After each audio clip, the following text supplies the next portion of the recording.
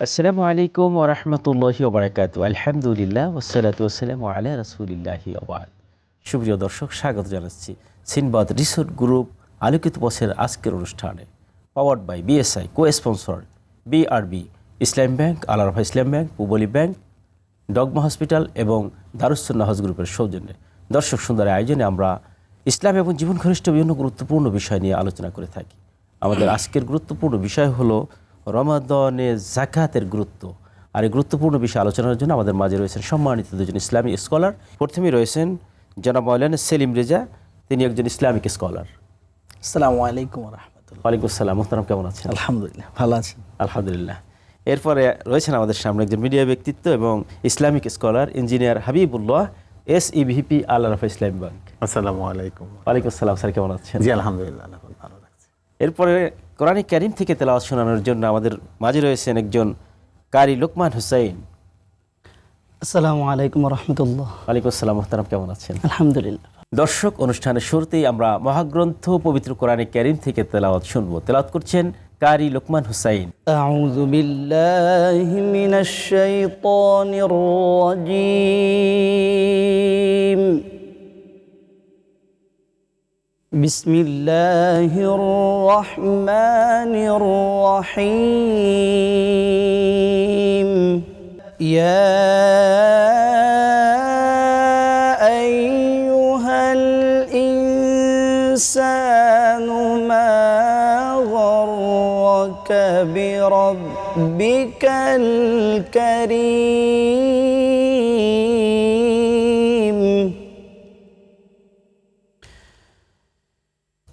الذي خلقك فسواك فعدلك في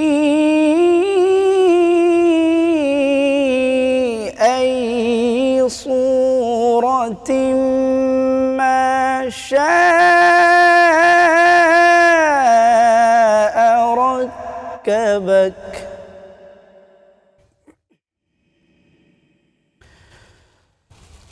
كلا بل تكذبون بالدين وإن عليكم لحافظين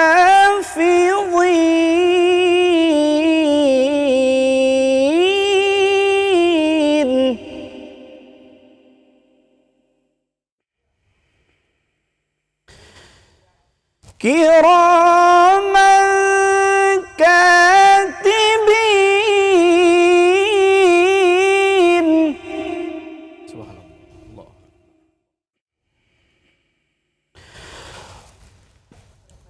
وإن عليكم لحافظين كراما كاتبين يعلمون ما تفعلون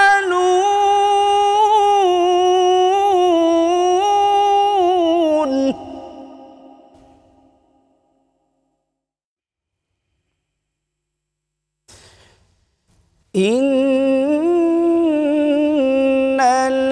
الأبرار لفي نعيم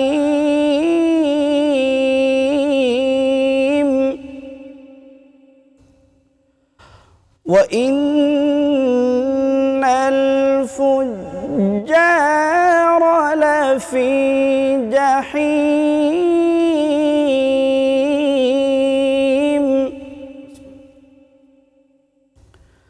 صدق الله العظيم। আমরা মহাগ্রন্থ পবিত্র কোরআন কারীম থেকে সুলুলে তেলাওয়াত শুনলাম। আর এখন যাকাতের গুরুত্বপূর্ণ বিষয় নিয়ে আলোচনা করছেন জনাব ইঞ্জিনিয়ার হাবিবুল্লাহ। ধন্যবাদ সম্মানিত উপস্থাপক আপনাকে, আমাকে এই রমজানের মহিমান্বিত দিনে, যেখানে কোরআন নাজিলের মাস রমজান মাস, সেই মাসে একটা গুরুত্বপূর্ণ আমরা হক আদায় করে থাকি, ফরজ আদায় করে থাকি জাকাত। যদিও জাকাত বৎসরের সবসময় কিন্তু দেয়া যায়, কিন্তু আমরা বেশি সওয়াবের আশায় এই রমজান মাসেই সেটা দিয়ে থাকি, ম্যাক্সিমাম মানুষ আদায় করে থাকে।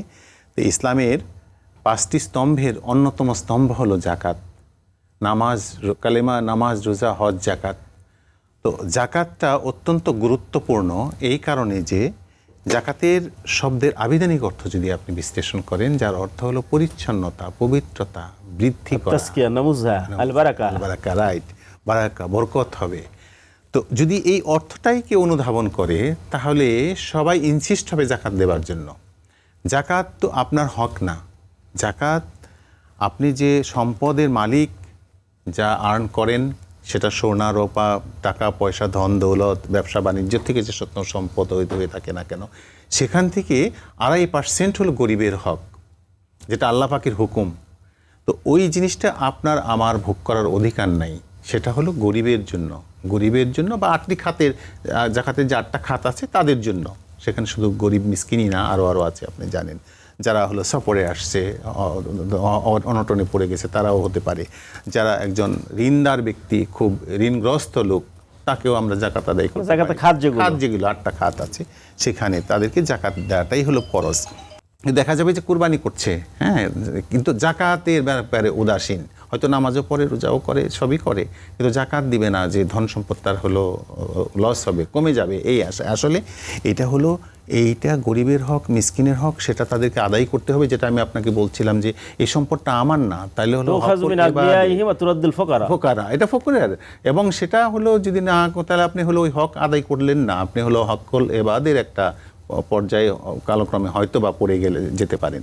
সেই জন্য এটা খুবই গুরুত্বপূর্ণ। এবং জাকাতের সুফলগুলো আপনি যদি চিন্তা করেন তাহলে দেখেন সমাজের যে সমস্ত দরিদ্র, হতদরিদ্র আছে তাদের মধ্যে এটা বিলিবন্টন, সুষম বন্টন করা হলে সবাই হবে। এবং আমি আপনাকে একটু বলতে চাই যে জাকাতের আসলে প্রকৃত আদায়ের হক কিন্তু লুঙ্গি, গামছা, টুপি বা এভাবে দেয়, এটা কিন্তু জাকাতের হক আদায় হবে না, জাকাত হবে না। একজন লোককে আপনি স্বাবলম্বী করেন। খলিফা ওমর রাদিয়াল্লাহু তাআলা আনহুর রাষ্ট্র ব্যবস্থায় একজন লোক পাওয়া যেত না জাকাত নেবার জন্য, জাকাত গ্রহণ করবার জন্য, কারণ এমনভাবে স্বাবলম্বী করা হয়েছিল প্রত্যেককেই। তারা হলো দেখা যাচ্ছে আমার যে জাকাতটা আছে, আমি হতে পারে একজন রিক্সাওয়ালাকে একটা রিক্সা কিনে দিলাম, একজন চার দোকান একটা চাওয়ালাকে একটা দোকান করে দিলাম, চা বিক্রি করলো, কালক্রমে দেখা যাবে সেই আবার জাকাত প্রদান করার মতো। আপনি চমৎকার করে বলছিলেন যে জাকাত দেওয়ার পদ্ধতি। আমরা এখান থেকে আপনার কাছে ফিরবো। দর্শক, আলোচনার পর্যায়ে সময় হলে একটু বিরতি নেওয়ার, ফিরছি একটু পরেই, ততক্ষণ আমাদের সঙ্গেই থাকুন।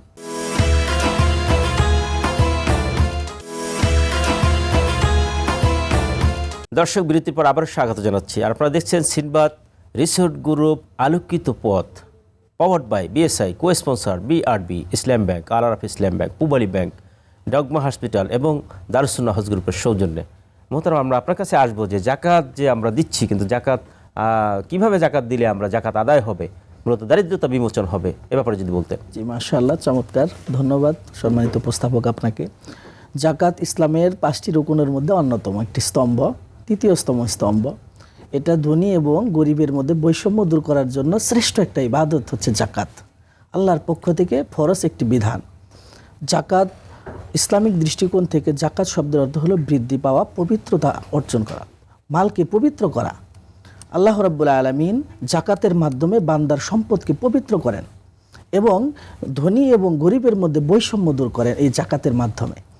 জাকাত নেশাব পরিমাণ সম্পদের মালিক হতে হবে। কমপক্ষে নেশাব পরিমাণ মালিক বলতে বোঝায় কারো কাছে যদি 52.5 তোলা রৌপ্য অথবা 7.5 তোলা স্বর্ণের মালিক, নিসাব পরিমাণ সম্পদের মালিক হয়, তাহলে তার উপর জাকাত ওয়াজিব হয়ে যায়। আর ওই পার্সেন্ট হারে জাকাত দিতে হবে। জি, জাকাত দিতে হবে। এজন্য জাকাত আসলে এটা গরিবের হক। এটা তাকে এটা কেউ যদি আদায় করে তাহলে যে জাকাত দিল তার হক সে আদায় করলো। এটা মূলত গরিব, এটা তার দ্রুত আদায় করা উচিত, না করলে এটা সেই নিজেই ক্ষতিগ্রস্তের মধ্যে হয়ে পড়ে যাবে। না দেওয়ার পরিণামটা সম্পর্কে যদি বলতেন। পরিণাম, আল্লাহ রাব্বুল আলামিন যাদের উপরে জাকাত ফরজ করা হয়েছে, যদি ফরজ হওয়ার পরেও যদি সে ইচ্ছাকৃতভাবে এই জাকাতটাকে আদায় না করে, তাহলে আল্লাহ রাব্বুল আলামিন ওই জাকাতের সম্পদটা তাকে এরকম সাপ বিচ্ছু আকারে তাকে ধ্বংসন করবে।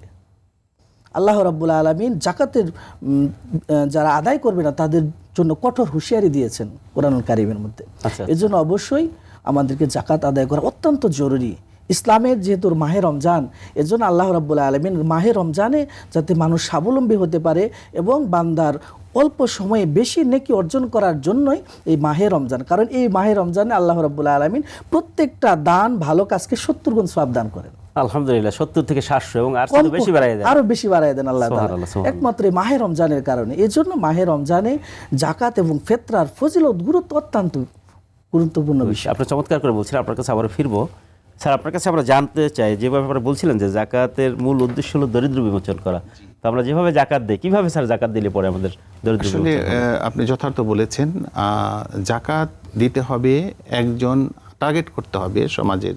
আমি একজন পারি, 5 জন পারি, আমার যা জাকাত আসে আমার সম্পদের 2.5% সোনা রূপা যত সম্পদ আছে সব হিসাব করতে হবে একসাথে করে।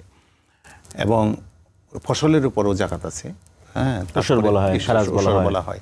সব কিছু মিলিয়ে আমাকে জাকাত হিসাব করতে হবে। যেটা মোহতারাম বলছিলেন যে 7.5 ভরি স্বর্ণ এবং 52.5 তোলা রৌপ্য থাকলেই শুধুমাত্র যে কোনো একটা, যে কোনো একটা কিন্তু, এবং সে পরিমাণ অর্থ কিন্তু, কাজেই আমাকে হিসাব করতে হবে। সেই হিসাবে দেখলে আমরা চিন্তা করব যে আমাদের দেখেন অনেকেরই এই পরিমাণ টাকা, হয়তো নিসাব পরিমাণ টাকার মালিক আমরা হয়ে গেছি, কিন্তু জাকাত আমরা উদাসীন। জাকাত যদি কারো কাছে যদি রৌপ্য থাকে জি এবং সামান্য স্বর্ণ থাকে, কিন্তু পরিমাণ অর্থের পরিমাণ যদি রৌপ্যের অর্থ পরিমাণ ছাড়িয়ে যায়, 52 তোলা রৌপ্যের পরিমাণ ছাড়িয়ে যায়, তাকে জাকাত দিতে হবে। এর অ্যাক্সিড করলেই তাকে জাকাত দিতে হবে। এখন সেটা আপনি সুন্দর প্রশ্ন করেছেন যে কিভাবে আমরা সমাজের প্রচলিত রেওয়াজ দেখি, রীতি দেখি যে হলো আমরা লুঙ্গি এবং কাপড় ঢোল ডাঙ্গর খুব পিটানো হয়, বল মাইকিং করা হয়, অমুক সাহেব, অমুক হাজি সাহেব, অমুক গাজী সাহেব কাল থেকে জাকাত দিবে, সবাই প্যান্ডেল টানানো হয়। সেখানে এসে কাপড় এবং লুঙ্গি নেওয়ার জন্য হুড়মুড় করে কিছু আসে এবং পদদলিত হয়ে অনেকে মারাও যায়, এমনও হয়েছে, আহত তো হয়ই, মারাও যায়, এরকম রেকর্ডও আছে। তো সেটা জাকাতের সিস্টেম না। আপনাকে আমাকে টার্গেট করতে হবে সমাজের কিছু লোককে, বিত্তবান যারা আছে তাদের টার্গেট করতে হবে যে আমার যা জাকাত আসছে সেখান থেকে আমি 2টা লোকরে পারি, 5টা লোকরে পারি, আমি স্বাবলম্বী করে দিতে হবে, স্বাবলম্বী করে দিতে হবে। স্বাবলম্বী করলে সেই লোকই একদিন জাকাত প্রদানের যোগ্য হবে। আপনি জানেন রাসূল পাক সাল্লাল্লাহু আলাইহি সাল্লাম যখন আরবের আগমন করেছিলেন, তখন কিন্তু আইয়ামে জাহিলিয়াত, জি, একই সঙ্গে সামাজিক, রাজনৈতিক, অর্থনৈতিক সকল বিষয় একদম অস্থিতিশীল ছিল এবং দরিদ্র ছিল একটা শ্রেণী। কিছু লোক ধনী ছিল, তারা সুদ ভিত্তিক অর্থ ব্যবস্থা ছিল, ব্যবসা বাণিজ্য করতো। কিন্তু দেখা যায় যে জাকাত ব্যবস্থা তো চালু করার পরে রাসূল পাক সাল্লাল্লাহু আলাইহি সাল্লাম মাত্র কয়েকদিনের ব্যবধানে হযরত ওমর রাদিয়াল্লাহু সময় একটা সুন্দর সমাজ গঠিত হয়েছিল, এবং ওমর ইবনে আব্দুল আজিজের সময় জাকাত নেওয়ার মতো কোনো লোক পাওয়া যাচ্ছিল না। স্যার, আপনি চমৎকার করে বলছেন। আমরা সর্বশেষ আপনার কাছে আসবো যে আসলে আমরা স্যার যেটা বললেন যে জাকাত কিভাবে দেওয়া দরকার, আসলে জাকাত এই যারা আছে এদের সম্পর্কে আপনার কি মেসেজ, কিভাবে জাকাত দেওয়া উচিত?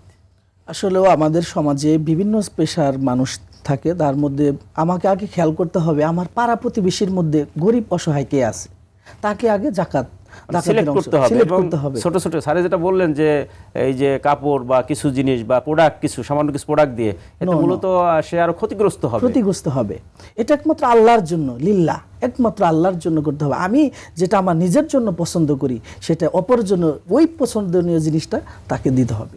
ইসলাম এমন একটি জীবন ব্যবস্থা যে মানবতার জন্য প্রতিটা বিষয় ইসলাম এত সুন্দর সমাধান দিয়েছে যে একটা মানুষ, আমার ভাই খেতে পারছে না, এটা আল্লাহ পাক এমন একটি বিধান করে দিয়েছেন যে তুমি তাকে খাওয়াও, তুমি তাকে পরিধেয় দাও, যে তোমার কোনো সম্পদ থেকে না, আমি তোমার জন্য তার জন্য একটি সম্পদ তোমার পক্ষ থেকে নির্ধারণ করেছি, ও নির্ধারিত সম্পদ থেকে তুমি জাকাত দাও। আপনি চমৎকার করে বলছিলেন। স্যার, আপনারা উভয় আজকে যে গুরুত্বপূর্ণ বিষয় আলোচনা করলেন, আপনাদের উভয়কে মোবারকবাদ জানাচ্ছি, আপনাকে মোবারকবাদ জানাচ্ছি। দর্শক, জাকাতের যে বিষয়টা আমরা আলোচনা করলাম, আসলে ইসলাম এসেছে মানবতার মুক্তির জন্য। মানবতার পৃথিবীতে পরিচালিত হবে প্রতিটা বিষয় যদি ইসলামের হুকুম আহকামকে মানে, ব্যক্তি জীবন, সমাজ জীবন, অর্থনৈতিক জীবন, রাজনৈতিক জীবন, প্রতিটা জীবনে সে স্বাবলম্বী হতে পারে, মুক্তি পেতে পারে এবং সুশৃঙ্খল পৃথিবীর এই জিন্দিগি উপহার দিতে পারে। সেই জন্য আমরা জাকাতের যে বিষয়টি আলোচনা করলাম, সেভাবে যদি আমরা জাকাতকে নির্ধারণ করতে পারি, আমাদের মধ্যে কতটুকু আমরা নেশাব পরিমাণ সম্পদ হলে পরে জাকাতের মালিক হব, জাকাতের নেশাব পরিমাণ সম্পদ যদি হয়ে যায়, তাহলে 2.5% হারে আমাকে সম্পদ আলাদা করে এখান থেকে দরিদ্রদের একটা লিস্ট করতে হবে। সামাজিকভাবে লিস্ট করে করে পার্ট বাই পার্ট একটা লোক কতটুকু পরিমাণ জাকাত দিলে পরে সে আগামী বছর আর জাকাত চাইতে হবে না, বরঞ্চ সে স্বাবলম্বী হয়ে যাবে।